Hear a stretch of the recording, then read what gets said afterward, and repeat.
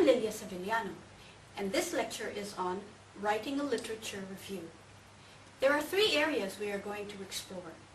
First, we define what a literature review is. Secondly, we look at how to organize a literature review. And finally, how do we go about writing the literature review?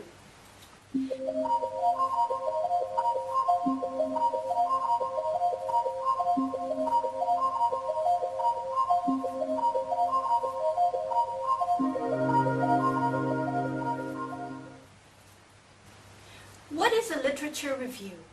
As the name implies, it is a review of all the literature done so far on your topic. It is usually written as a separate chapter in the thesis. There are four things a literature review sets out to do, and these are that it focuses on what has been researched before on your chosen topic. Then, it highlights how your study will fill the current research gap. Thirdly, it points out why it is necessary to conduct your research. And finally, it sets the boundaries for your study, also known as the delimitations of the study. An important element in the literature review is critical evaluation. It is essential that you include a critical examination of the material you have read, for this allows you to justify and show how your work is different and why it is necessary to conduct research. However, we will look at critical evaluation in detail a little later. I want to briefly discuss scope and length, as this is a common question asked. So what is the scope and length for a literature review? Well, initially, you will be required to know a great deal about your topic, especially for the PhD, but you may not have to write everything you know about it. So, for the scope, you may limit your review to include the current state of the theory. But how far back should you go? It really depends on the level of your research. A rough guide is 10 years for a master's thesis. For doctoral students, more extensive investigation and going further back in time is required. The length will vary, and it is best to discuss this matter with your supervisor. However, avoid being too verbose. In other words, do not be too lengthy with your discussion. Your review must demonstrate your ability to synthesize a body of literature, so it should be fairly brief but focused. So, what should be included in the review? Two things: a summary of existing knowledge on your topic, and a critical evaluation of these works. Initially, you are examining the key research done on your topic. Basically, the literature review seeks to answer the following questions. What research has been done previously? What have others said about this topic? How is this research relevant to my study? How is it different from my study? Do the results of the existing research agree with one another, or is there disagreement? Are there flaws in the existing literature? Always keep in mind that you are showing which gap in the literature your research will fill. So, how and where do you start? With research history. All research has a history that provides the precedent for further work. This is the starting point for your research. You need to decide which literature is most pertinent to your review. Conduct a library search, both online and using hard copies. Survey university databases, abstracts, and indices in books. It is advised that you make an appointment with a librarian for a research consultation. Prioritize your examination of material type in this order. Begin with articles in refereed international journals. The research published in these materials are recent and widely disseminated. Because they have been refereed, experts in the field have provided its researchers with significant comments for improvement and fine-tuning. Then, proceed to books or chapters in edited books, followed by articles in national refereed journals. Next are conference papers or research reports from government, committees, and professional organizations. PhD dissertations and MA theses provide excellent material for your review as well.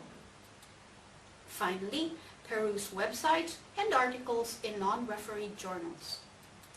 As you do your reading, constantly check the course requirements and consult with your supervisor to ensure you are on the right track.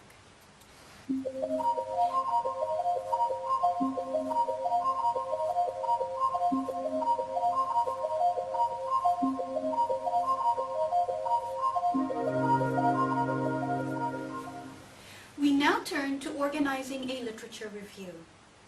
Davidson and Tolich, 1999, page 94. Summarize a literature review as follows. The goal of the library search is to assemble what other researchers have said about your topic of interest and to distill this into a coherent statement. This involves a lot of reading, note-taking, paraphrasing of arguments, summarizing of the key findings, and extracting the most critical quotes. What you come up with at the end of all this should read much more like a short essay than simply a jumble of disordered notes. As you would do for the essay, the literature review should be well structured, and we will get to this in a while. It is best to ask your supervisor for the required format, as this varies across disciplines. Synthesize the information into a cohesive whole. By cohesive, we mean that the ideas fit together clearly in a way that readers can easily follow. In other words, the ideas are arranged in a logical manner. Let's first look at the basic components in a literature review. These are general background information, theory, review of the literature on the instruments, and summary. Let's look at general background information. Initially, introduce or discuss the topic, key concepts, and terms relevant to your study. Describe the scope and organization of your literature review. Then, review past and present literature in relation to your research purpose. And finally, clarify the purpose of your study. Then, outline relevant theories that impact your study. Even in groundbreaking research or new fields of research, there must be some foundation upon which your work rests. You may find that not all literature relates directly to your topic, but integrate key points from related studies and make the appropriate inferences. Whatever topics you include, it must bear some relationship to your topic. Your literature review should also include a review of literature on the instruments. As the phrase indicates, review the literature on the instruments or measures you will use as part of your study. You must present evidence that supports your choice of instrument over those not chosen. Include reliability and validity estimates and a description of samples that have received the instruments. At the end of your literature review, include a summary. The summary is a clear and concise account of the current state of knowledge on your topic and the instruments used.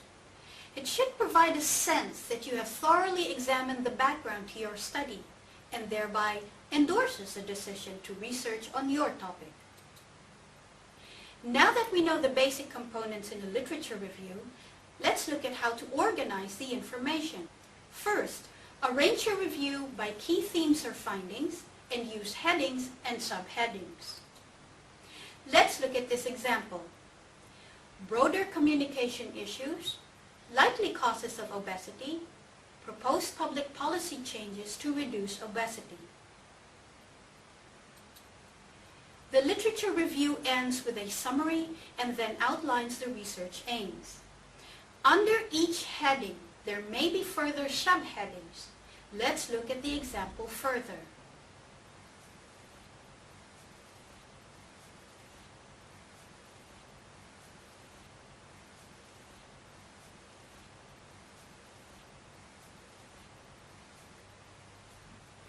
As we can see from the outline, information from your sources are grouped in a logical order. This will allow you to structure a coherent argument about the research done thus far, in the process showing the gap or gaps in the literature.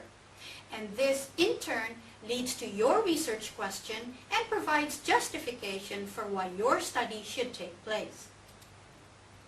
Once you have organized your information into a logical order, the next step is summarizing the information you have and synthesizing them. Let's look at how we summarize. Here is an example of a summarized work. A study by Smith, 1998, showed that gender differences exist online. Now this is too short a summary. It does not give an indication of how or why the study was conducted. A better summary is as follows. Smith, 1998, investigated the existence of gender differences in chat room participation. By measuring the proportion of responses made by male and female participants, taking into account the amount of time spent accessing the chat room, findings showed that males were more likely than females to post messages, 67% and 33% respectively. This evidence supports the view, and so on. This example shows us how the researcher summarized existing work. In summarizing, we answer the following general questions. How has a topic been studied? What has been found? Which issues have the different authors highlighted as a result of their work? How have the key terms or concepts been defined or used? In summarizing others' works, it is good to include some of the following features: the participants' characteristics and the criteria for their inclusion, the sample size, location of study, type of study, whether it was an experiment, interview, or survey, the nature of the task, what was done, and details of tests used, findings, whether numerical and/or descriptive, and how the findings relate to your research question. However, when summarizing the information, make sure you also synthesize these. But what does it mean to synthesize, and how do we do this? Synthesizing means not just listing what the different researchers did and what their findings were. Rather, identify the issues highlighted